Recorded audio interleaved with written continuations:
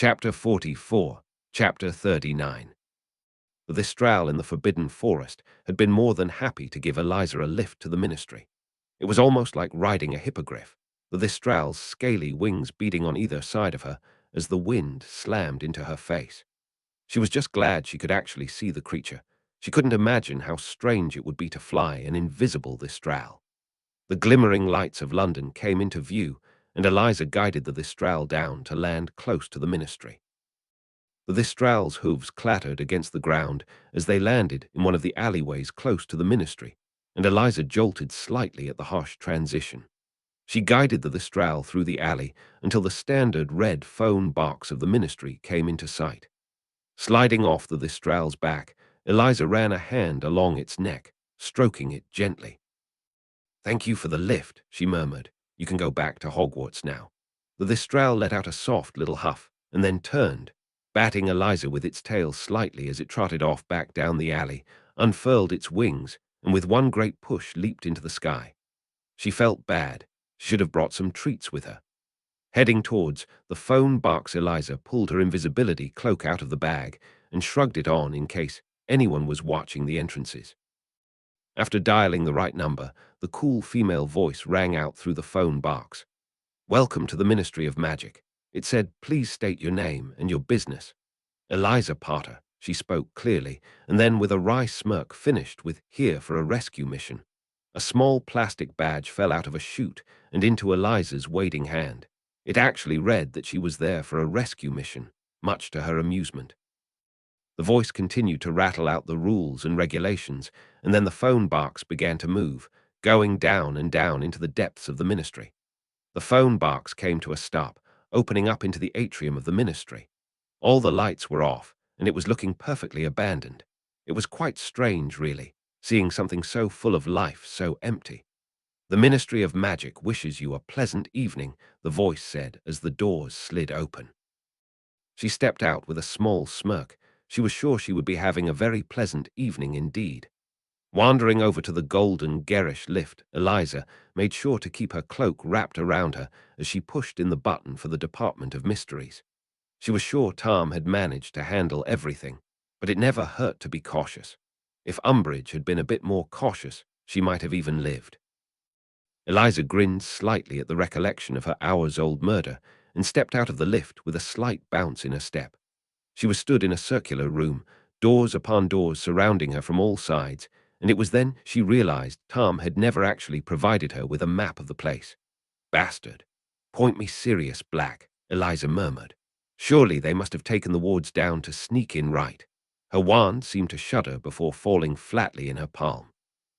She guessed she would have to do things the old-fashioned way. Picking a door at random, Eliza opened it up and peered inside curiously. Upon seeing something that disgustingly looked like brains in a vat, she turned and slammed the door behind her. Eliza wasn't afraid of a bit of gore, but she really, truly, did not want to know what they were doing in there. Marking the door to remember where she had been, Eliza stumbled slightly as the room around her started spinning, the walls rotating until they came to a grinding halt. The door she had just opened was now in a different part of the room, and yet still bore the mark she had made, and Eliza congratulated herself on her quick thinking. She picked another door at random, planning on just peeking her head round the door when something stopped her. The room was abandoned, but in the middle was a long black shroud. It moved slightly, as if there was a breeze in the chamber, but instead the room was still, horribly so, but it felt familiar. Eliza stepped forward, letting the door swing shut beside her. She had felt this before at the graveyard in the chamber. She had even felt it with the cloak, her cloak. It felt like an old friend. It felt like death. Voices echoed on the other side, indistinct whispers and soft murmurs. Eliza didn't recognize any of them, and yet she felt oddly compelled to move closer before she jolted away. She hadn't even realized her hand had been raising to touch the strange veil, and she staggered back with cold shock. Eliza couldn't even be put under the Imperius, and yet she hadn't noticed this thing's insidious thrall. The voices on the other side became angry, vicious, and harsh that they had lost their next victim. This did not feel like death. This felt wrong. Eliza turned and walked away and ignored the cold, clammy feeling crawling over her skin. Thankfully, the next door she chose didn't have any more strange surprises. The room glimmered in the candlelight, shelves upon shelves of prophecies stretching as far as the eye could see. If Eliza didn't believe most prophecies were bullshit, she did now, after seeing just how many were left unfulfilled. Eliza was just about to pick a random direction and hope for the best when she heard a rather loud cackle echo from somewhere to her left. Bellatrix, of course. She crept further down the aisles, poking her head down each one in search of her godfather and an idiot dark lord. Would it have killed him to give her directions? Eliza smirked to herself slightly when she spotted the group amassed down the aisle. None of them had bothered with masks yet, and Eliza could spot Bellatrix, Barty, and Lucius in the crowd.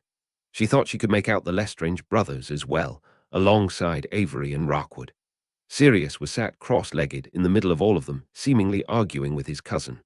Eliza approached the group and slipped her wand out of its holster, planning on having a bit of fun first. She weaved silently through the small crowd of Death Eaters, keeping her eyes focused on her target. She ducked past Rockwood and came to a stop beside Lucius. Dropping her cloak, she jabbed her wand beneath Lucius' chin in one smooth motion. All the Death Eaters startled, and she honestly thought Lucius had stopped breathing for a second. "Hand over my godfather, or I kill you all." Starting with him, Eliza threatened with a harsh glare. Upon realizing it was his Pseudonice who was holding him hostage, Lucius simply let out an exasperated sigh. All the other Death Eaters raised their wands, hesitantly looking confused and more than a bit unnerved. It was only when she met Barty's eyes, who was desperately trying to muffle his laughter, did she break and burst out laughing as well. Lucius pushed her wand away with a small huff as Eliza giggled to herself. "You should have seen your faces." Eliza got out between her laughter, pretending to wipe a tear from her eye, priceless. Her laughter was interrupted by Sirius, who jumped up from his spot on the floor. Eliza eyed him dubiously. He looked scruffy, his clothes were ripped, and he had the beginnings of a black eye forming as well as dried blood around his nose. "Pup!" he shouted gleefully. "It's about time you showed up." Eliza rose an eyebrow in response. "You do know you weren't meant to be an actual hostage, right?" Bellatrix cackled beside him, and Barty let out a soft snort, far too used to her antics to bother batting an eye. The same couldn't be said for the rest of Tom's Death Eaters, who were staring at her in a bewildered silence. They hadn't had the pleasure of meeting one another beforehand. It had to look believable, Sirius protested, and Eliza felt herself grin slightly. "Oh, so we're going for full authenticity now, are we?" she drawled. Her scheming was put to a halt when she heard an exasperated sigh from somewhere behind her. "Darling, please don't duel my Death Eaters." Eliza span around with a retort already resting on her lips, only to smother a flinch when she saw Tom wearing his stupid snake face Voldemort glamour. She hated it, because then suddenly she was back in the graveyard, and Tom was dying. "Don't call me darling when you look like that," Eliza said, scrunching up her nose in distaste as the Death Eaters shuffled nervously. "What's wrong with how I look?" he asked mockingly, and Eliza knew if he had eyebrows he would be raising them. "You look like a corpse," she said, but Tom's expression didn't change. "And corpses aren't sexy, Tom," she deadpanned. Tom leaned forward slightly, and too late Eliza realized the trap she had fallen into when she spotted that smirk on his face. Thankfully, before Tom could say anything to fluster her to death, Sirius interrupted. Although she wasn't sure whether that was for her sake or because he didn't like seeing her flirt with the Dark Lord. "Actually," he yelped, coming to stand beside Eliza as a wide grin flitted across his face. "Why don't we duel the Death Eaters? You wouldn't mind, would you, Lucy?" he said with a shit-eating grin, and Eliza turned to look at him imploringly. Lucius sighed, but still pulled out his wand. "Narcissa is going to kill me for encouraging you." Eliza shrugged, and then turned to Tom with a victorious smirk. "Come on, Tom, for the authenticity. Haven't you gotten into enough trouble tonight?" he questioned, and Eliza tried to discreetly wipe more of the dried blood of her hands. How did he always know? Everyone continued to stare at him in silence until he finally let out a sharp sigh with a resigned expression. "The order arrive in 15 minutes. We reconvene in the death chamber then. We stage our fight now, and for Salazar's sake, please remember not to actually harm each other." Eliza grinned happily, already feeling the adrenaline course through her as she shifted her stance minutely. a change that Tom obviously noticed from the way he narrowed his eyes. "We'll be on our best behavior, Tom," Eliza chirped, and then after exchanging a small glance at Sirius, they both lifted their wands in unison and aimed a bombarder at the shelves of prophecies. Both she and Sirius took off running down the corridor, laughter falling from her lips as they heard the muffled curses of the Death Eaters caught in the blast. "You've been wanting to hex them the whole time, haven't you?" Eliza teased as they skidded around another corner. Sirius shot a rather tame, tickling curse at Rockwood and grinned in response. "You have no idea. You sure know how to pick M-Pup. If they hadn't been busy dueling Death Eaters, Eliza would have cursed himself." Eliza ducked out of the way of a stupefy from one of the Lestrange brothers and decided to show off a bit as a door came into view.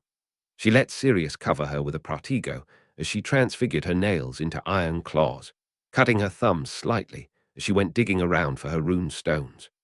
Eliza pulled Sirius behind her through the door just when she threw a few rune stones onto the floor, bright blue flames leaping up to guard the doorway. Barty skidded to a halt on the other side of the door, and Eliza gave him a cheery wave before she and Sirius dashed off again. He'd be trapped there for a while. With blood magic, you could only ever let it run its course. Eliza laughed brightly as she ducked behind a strange, glittering bell jar to dodge another curse. It was like a strange game of tag, really, as none of them could use lethal force on one another. She and Sirius sneaked between the shelves, and when she saw Avery through the gaps, she quickly tied his shoelaces together before she and Sirius moved on. They had just slipped out of the side door when they heard a great resounding thud, and Sirius let out a bark of laughter. "Can you imagine if we were actually trying in this dual pup? We'd wipe the floor with them." Sirius gloated only to let out a yelp when he was hit with a stinging hex from his side. To both of their shock, it was Lucius, stood as smug as a peacock on the other side of the door. "You were saying," he drawled, and Eliza felt her eyes widen. She couldn't believe what she was seeing, Lucius de-Yuling. She watched as Sirius shifted slightly with a wide grin. "Come on then, Malfoy. I've always wanted a rematch from 5th year." Eliza snickered slightly as the pair of them dueled happily and began slipping out of the room, planning to head towards the death chamber. She had just left out of the room when she heard the unforgettable sound of the quacking of ducks. Once a marauder, always a marauder. Finding herself back in the brain room, Eliza tried to escape it quickly, steering wide of the strange, horrible vat that the brains floated in, moved in. Were they moving? She couldn't leave the room fast enough. By the time she made it to the death chamber, Tom was already there, twirling his wand idly as he waited for her. Bellatrix was stood somewhere to his right, and when the woman caught sight of Eliza, she smiled widely. "Finally joined us, little Potter." She was never going to shake that nickname. Grimacing slightly, she tilted her head in acknowledgement of Bellatrix, and then turned again to face Tom.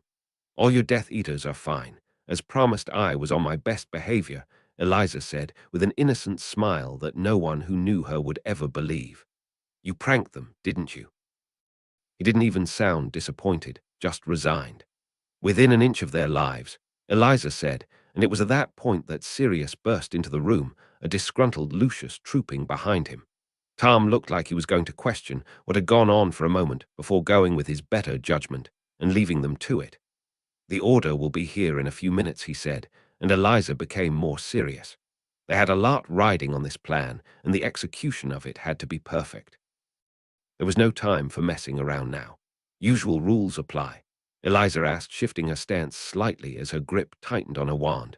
Tom's dark red eyes brightened as he raised his own wand. "Are you not going to bow?" he asked sarcastically, and Eliza retaliated by sending a permanent sticking charm towards his shoes, which he deflected with ease. The duel had begun. Mere seconds after they had started dueling, Eliza could already feel her heart pounding. Ducking out of the way of a nasty, bone-shattering curse, Eliza responded by trying to summon Tom's shoes. He stumbled slightly, and Eliza cast a bombarder at his feet. He fell straight into it, cutting up his hands as he regained his balance. She didn't let up, and instead cast an incendio, trapping Tom in a circle of fire. It didn't last long, and Eliza barely had time to jump out of the way of a giant torrent of water that came sweeping towards her. Hissing quietly at her rough landing, Eliza twisted out of the way to avoid a nasty cutting hex and sent a blood-boiling curse Tom's way in response. The floor was slippy beneath her, and Eliza tried to limit her movements in fear of slipping or stumbling like Tom had. She was vaguely aware of the other Death Eaters slipping into the chamber to watch her and Tom duel, but she couldn't spare them any attention. She and Tom were trading spells at a scary speed, and Eliza was struggling to keep up with her somewhat limited repertoire, at least in comparison to Tom's. Tom cast a glacius on the floor and began levitating sharp pieces of ice around them. Eliza cast a Defodio at his raised wand arm and watched in satisfaction as he stumbled back, battle robe torn and shoulder bleeding slightly. She grinned ferally at the sight, and they went back to dueling, quicker and quicker as they danced around each other, and Eliza cursed when she felt her left shoulder pop out of its socket when Tom hit her with an expulso. Tom's movements were still fluid, unshakable as he dueled Eliza, but she wasn't worried. She knew where her limit was, and she was nowhere near close to it. She was just about to try and conjure lightning when the door to the death chamber slammed open with such a loud bang that it shook both her and Tom's concentration. The order had arrived. The chamber instantly descended into chaos as Death Eaters started dueling against Order members. She thought she spotted Sirius in the fray, distracting Order members and Death Eaters alike as he caused chaos on the field. "Oh, look," Tom hissed, and Eliza tried not to balk at his cold, high voice. "Your little friends have come to save you. How touching, show time." Eliza went back to dueling with Tom, although she shied away from using her darker repertoire around so many fanatic light wizards. Tom had no such problem, and Eliza swore when he tried to liquefy her bones. She sent an ear-shriveling curse his way and felt satisfaction when he had to leap out of the way of it. Then a burst of golden light and roaring flame. Dumbledore had arrived. All fighting stopped the second they noticed the man. Even she and Tom paused in their fighting in the wake of the furious ex-headmaster. The old man immediately headed over towards her and Tom, commanding power in his every step. Eliza kept her wand trained on Tom, yet they both seemed to have stopped fighting in the presence of Dumbledore. "You shouldn't have come here tonight, Tom," Dumbledore spoke calmly, stepping in front of Eliza slightly in some misguided sense of duty and protection. "The Auras are already on their way, by which time I will be gone," Tom said acidly through gritted teeth, and Eliza was sure he didn't even have to fake the hatred in his voice. "And you will be dead." A jet of green light passed by Dumbledore's ear, and Eliza's eyes widened. She had seen Tom angry before. She herself had been on the receiving end of his mindless fury on a few occasions.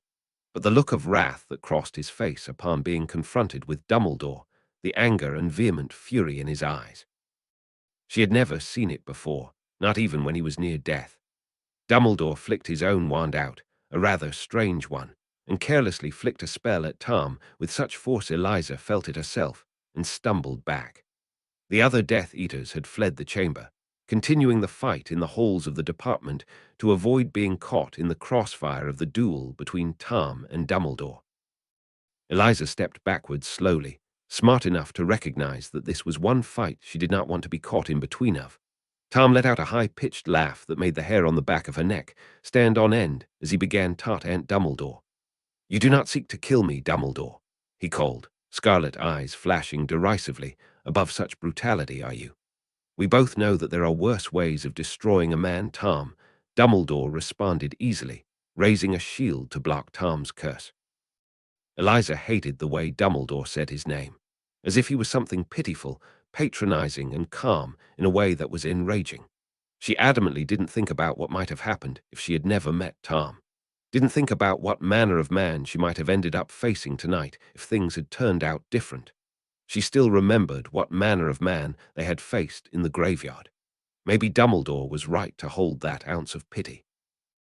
"There is nothing worse than death," Tom replied, although Eliza noticed his eyes dart to her for a second, an action Dumbledore missed. Dumbledore continued to approach Tom steadily, as if he didn't have any care in the world. "You are quite wrong," said Dumbledore lightly, and Tom scoffed in reply. Eliza shifted slightly, sensing the change.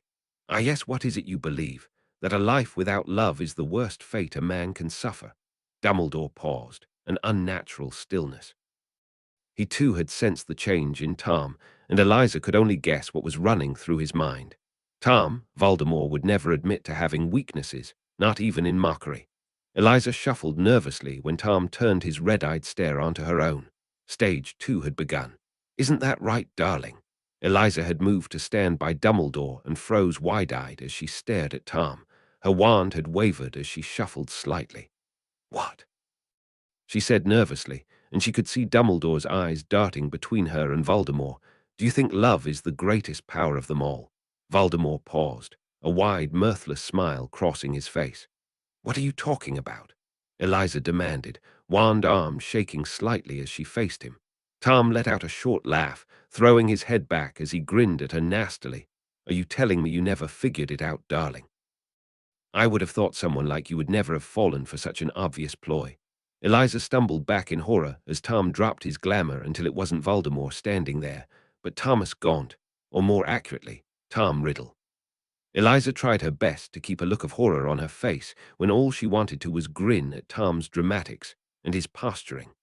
Dumbledore raised a hand as if to protect her from the sight, but Eliza pushed past him. "Love will only ever be a weakness, little star," Tom said as he stalked forward easily, red eyes flashing dangerously in the light, a false, sympathetic look on his face. "Did you really think someone could love you?" He scoffed, weak and pitiful little orphan Eliza. Easily bought with pretty words and nice gifts, he drawled, coming to stop just before her, and Eliza let her bottom lip quiver in the face of her betrayal. "I have to say you were a bit of a letdown.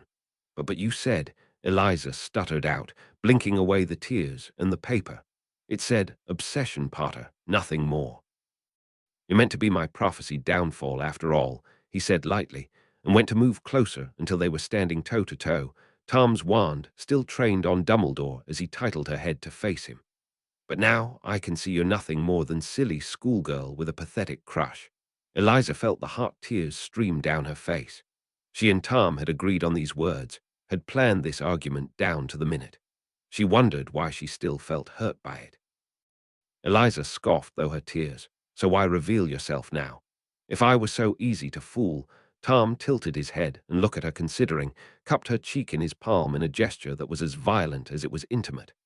"I've grown tired of you," he said liltingly, and moved away, and the schoolboy act. "I thought perhaps you might be privy to some information, but I see now you're useless to me.